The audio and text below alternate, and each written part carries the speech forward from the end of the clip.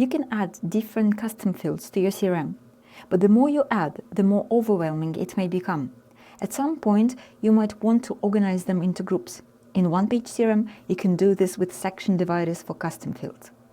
For example, if you have several teams using OnePageCRM, they might need different data. By grouping custom fields under different teams, you make your CRM easier to use.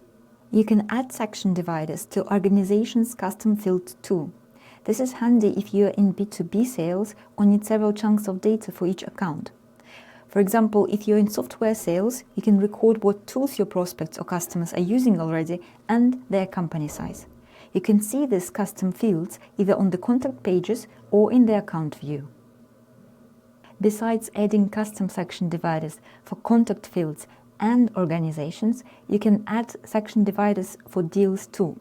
For example, if you have both sales and delivery pipelines, you can use section dividers to differentiate between the fields that refer to the sales process versus the ones that cover your post-sales operations. To add section dividers, open the Settings page. Go to the Custom Fields tab. Click on Add and choose a section divider. They are available on the business plan only.